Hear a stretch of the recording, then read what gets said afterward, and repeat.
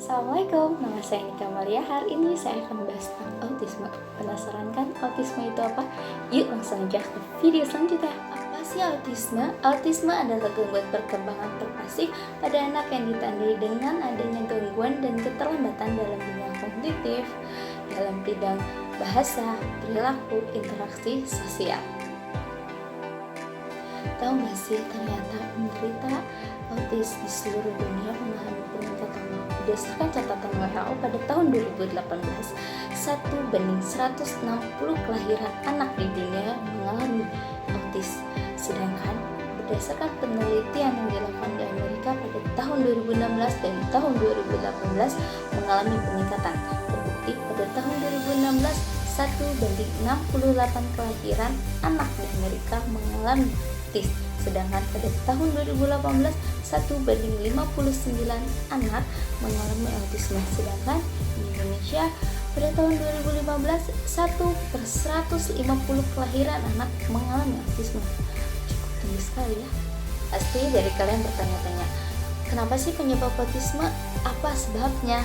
Nah, setelah dilakukan penelitian, belum ada loh yang dapat membuktikan penyebab utama yang autis itu apa. Tapi berdasarkan penelitian yang ada, pola asuh dari orang tua terhadap anak tidak dapat mempengaruhi anak menjadi autisme.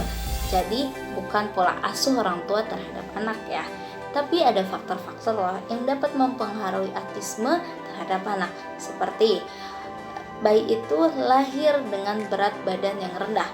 Yang kedua, bayi itu lahir secara prematur yang ekstrim. Yang ketiga, seringnya terpapar asap rokok selama di dalam kandungan. Yang keempat, terpaparnya logam berat selama di dalam kandungan.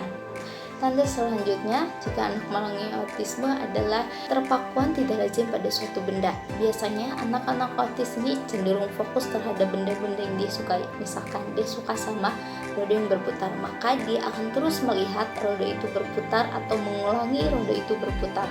Nah, yang kedua, kurang atau terlalu sensitif terhadap rangsangan. Nah, ini yang membuat anak-anak autis itu cenderung untuk menghindari pelukan, sentuhan, dan disabilitas intelektual. Terkadang anak autis itu ada yang cenderung IQ-nya di bawah rata-rata atau bahkan ada yang bisa IQ-nya di atas orang anak-anak normal lainnya. Terus ada gangguan tidur, kejang, kesulitan makan, hiperaktif, mengamuk sampai dia berani melukai dirinya sendiri. Ini bisa terjadi. Pasti dari kalian bertanya-tanya, apakah autisme itu bisa disembuhkan? Jawabannya adalah autisme bukanlah penyakit, melainkan gangguan perkembangan. Nah, gimana caranya supaya anak autis ini bisa berkembang atau bisa sama dengan anak-anak normal lainnya? Jawabannya adalah memberikan treatment atau penanganan yang tepat untuk anak-anak autis, karena setiap anak itu berbeda. Nah, gimana kita biar tahu? Nah, kita harus tahu tadi ciri-cirinya seperti apa. Ketika kita tahu, maka kita bisa konsultasi terhadap dokter atau tenaga medis terkait agar mereka bisa memberikan treatment atau penanganan yang cocok untuk anak-anak kita. Nah, semakin dini kita mengetahui anak kita atau saudara kita itu autis, maka penanganannya akan terarah dan anak itu bisa berkembang, bisa tumbuh sesuai dengan minat dan bakat mereka. Nah, yang pastinya treatment ini dilakukan secara terus-menerus dan dari anak usia di bawah 5 tahun. Gimana sih caranya agar kita tuh bisa membangun komunikasi atau berkomunikasi dengan anak-anak autis? Sedangkan kan mereka lebih suka menyendiri, mereka lebih suka dengan dunia mereka, tidak respect dengan lingkungan sekitar mereka. Nih, caranya seperti ini. Yang pertama, menggunakan bahasa yang sederhana. Yang kedua, sebut nama mereka jika kita ingin mengobrol dengan mereka. Jadi, setiap kita ingin bertanya, sebutkan nama mereka. Misalkan, "Hey, kamu sudah makan atau belum?" Nah, yang ketiga, gunakan bahasa tubuh untuk memperjelas maksud dari kita. Gunakan bahasa tubuh. Misalkan, "Apakah kamu sudah makan?" Yang keempat, berbicara dengan jelas dan pelan. Ya.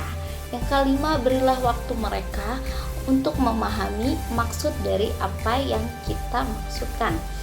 Beri mereka waktu untuk mereka berpikir agar mereka memahami apa yang kita maksudkan. Yang kelima, jangan berbicara di tempat yang berisik, karena anak autis itu cenderungnya mereka fokus terhadap apa yang mereka lakukan dan mereka tidak suka kebisingan.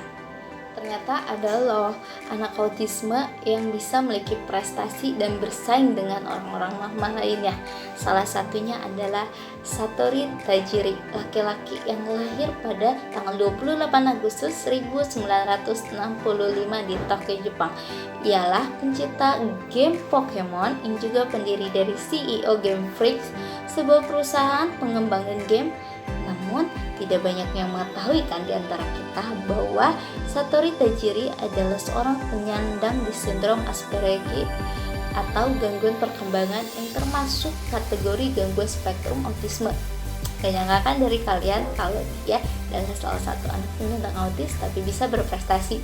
Nah, mulai sekarang jangan pernah ya meremehkan atau memandang sebelah mata dari mereka, karena ternyata mereka bisa berkembang layaknya seperti kita. Nah, mungkin ada dari kalian yang belum bisa ngebedain secara fisik mana sih anak Down syndrome atau autisme.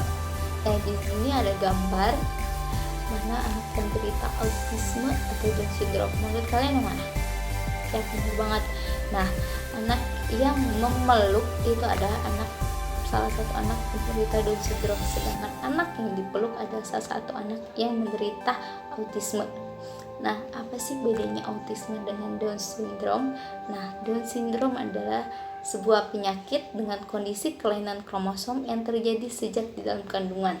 Nah, kelainan ini dapat disebabkan oleh gen kedua orang tua atau kesalahan makan pada saat